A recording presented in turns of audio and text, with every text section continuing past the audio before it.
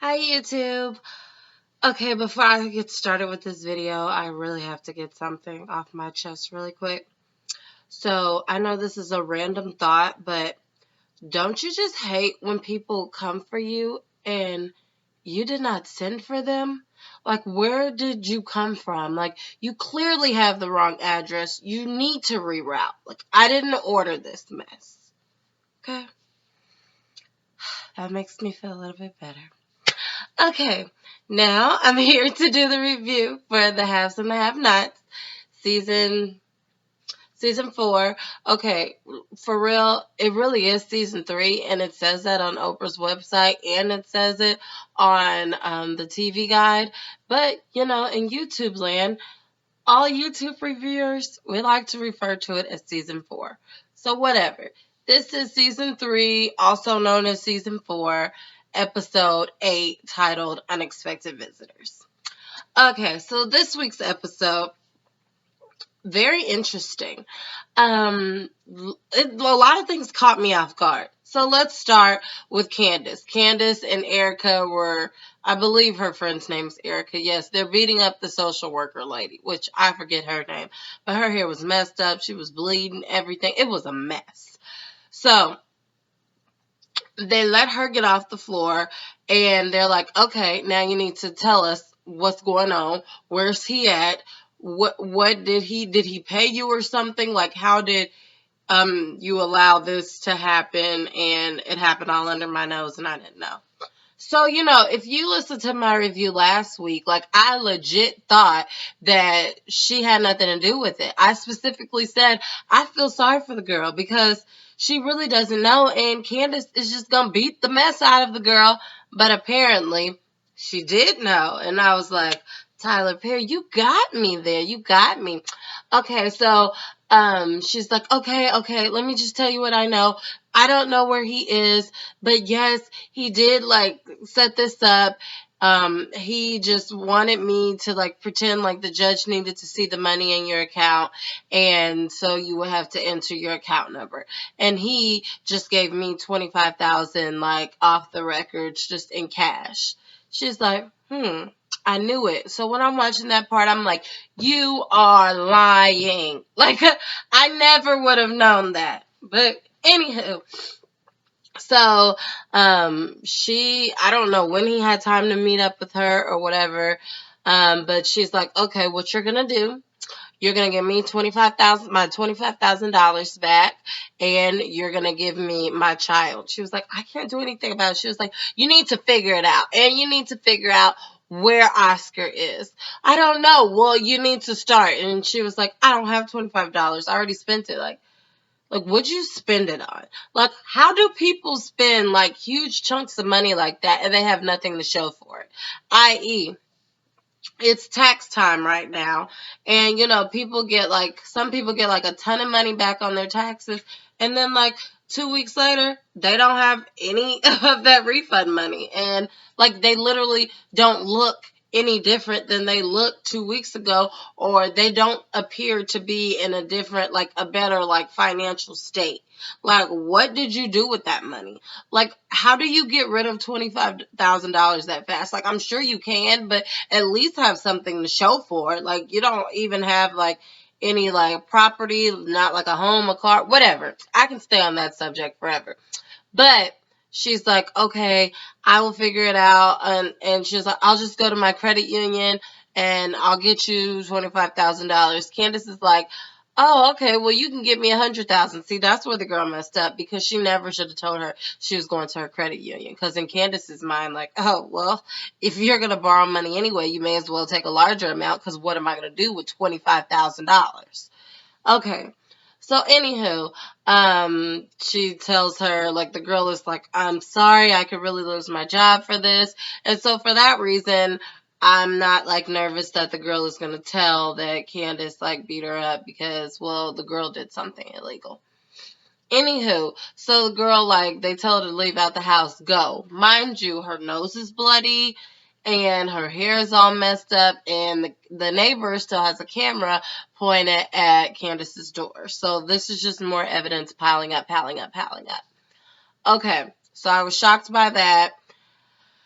Let's move to another part of the episode. Jumped around, don't really remember the order, but Jeffrey was not in this week's episode. Let me move to Catherine Crier. She's still trying to call around, figure out what's going on. Really not having much luck. She's not able to get either one of them out of jail. What's her name? Veronica or Jim. Okay. Hannah. Hannah was in boss mode this episode. And Hannah, she was so, pissed off to the highest level of festivity that she completely, she left her religion and everything at the door because she was so mad, which is maybe, you know how, you could be, something can happen and then you don't really react. You're, kind of, oddly calm. And then later on, it hits you and you realize just how pissed off you are. So that's how Hannah was. Hannah is sitting in the kitchen at the Crier's house. And she's straight I'm not cleaning up nothing. I'm sitting here. I'm waiting for my check. Because all of you people are getting on my nerves. You covered up a murder and a hit and run. And I guess, Wyatt is kind of right. I'm sitting here doing, work for y'all for what? Y'all think that I'm the dumb, stupid, low-income maid. I don't have time for this. And they think basically, oh, this is why you hate my son's bills. You're just trying to shut me up. You think you can get over on me. So she's pissed off. All of this has had time to marinate within, her mind. And, the wheels are just churning and churning and churning. Okay, so David Harrington comes into the house. I don't know how he just got into the house, but whatever. He comes into the house. He's like, Hannah, I need to speak with you about your son Benny and blah, blah, blah, blah. And she was like, no, you don't. And he basically gave her some legal mumbo jumbo as to why he couldn't reveal any information regarding the hit and run and the death of the little girl. So then she gives him some fake mumbo jumbo about her being Benny's mama and how she can't reveal any information of the whereabouts of Veronica when David showed up at Hannah's house. Okay, so she's just like, you're not about to play me like I'm some stupid dumb maid because that's all you think I am. No, you about to get out of my face. I'm sitting here. I'm waiting on my check. So we shall see how this goes. Okay, meanwhile, Wyatt is not there. Wyatt is later on in the episode, he ends up at a hotel room. Now, mind you, the guy at the bank or whatever that's supposed to release this money to Wyatt, he's a friend of the family. And he's thinking, he calls the DA and he's like, hey, do you not realize that Wyatt has a drug problem? She's like, no, it's fine. It's approved by a judge. And he's like, I don't think this is good for him. What would his parents do it if they knew about this? And she's like, he is going to testify against his parents. Just give him the money you're supposed to give him the money. He's hesitant, but I guess he's going to have to do it anyway. So in the meantime, Wyatt is just living it up. He's staying at that expensive hotel that everybody on this show stays at. And he is doing drugs, a lot of alcohol. He's waiting for girls to come over, hanging out with one of his friends. He is just ready to go into total destructive mode. Okay. Veronica and what's his name? Jim in jail. Somebody gives Jim some type of public attorney. Veronica, she's like, no, I will defend myself. And it's against Jennifer Salison, whatever her name is, the DA. They get in court. Well, Jim, he really wasn't able to talk his way out of it. And so he gets he goes back to jail, no bail, and he smart mouths the judge. So the judge was like, well, there's an additional 30 days on top of whatever you'll have to serve. Okay. Then Veronica gets up there, and she really was a real deal lawyer, really good. So she was able to outsmart Jennifer and use all this legal mumbo jumbo and say that her son was her client, and that's why she couldn't break client lawyer confidentiality. But really, he wasn't her client. But whatever the case, the judge is like, hey, I'm letting her out, and she's free to go home.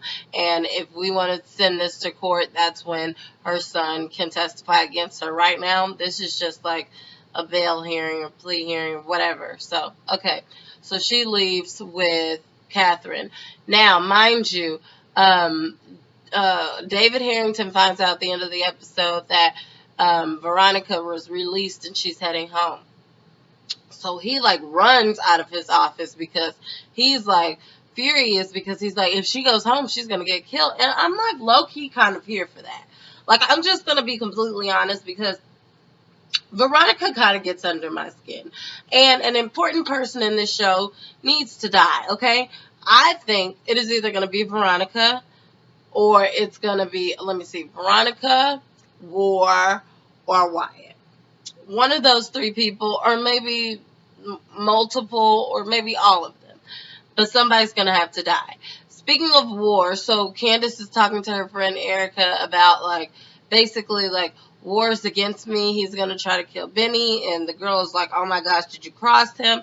She said, yes. He wants $2 million from me. Maybe if I can give him this $100,000 that I'll get from the girl, that can be like hush money, just to kind of like keep him cool until I can figure out the rest of the money and find this Oscar guy. And the girl is like, you realize we may never find him. The girl may never come back with the money. And she's like, well, I'm just going to hope that she does. So basically they want to like get back to like what they're used to doing and like conning people, because they need to get this money some type of way.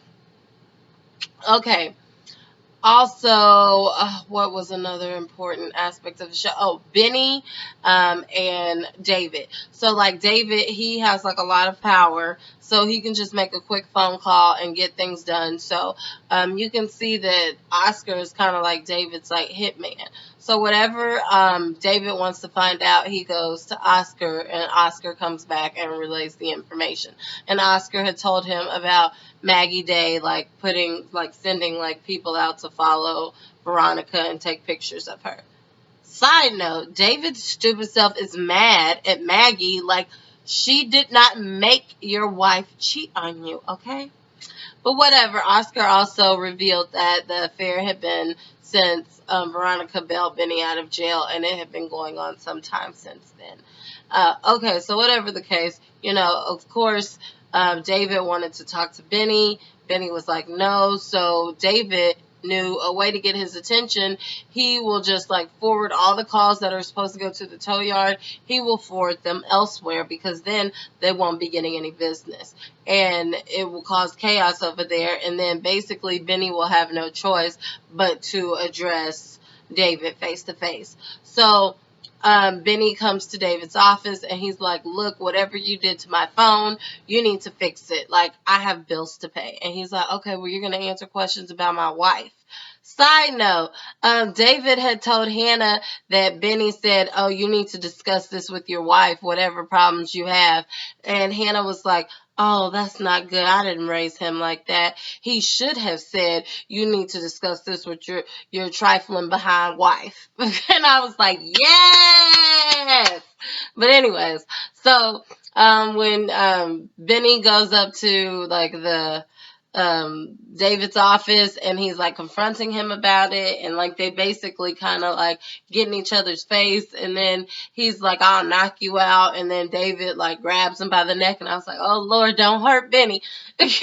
So like they were like about to go at it. Next thing you know, Landon comes in and says, hey, your wife is out, and basically she's going home to get killed, so you need to get that under control.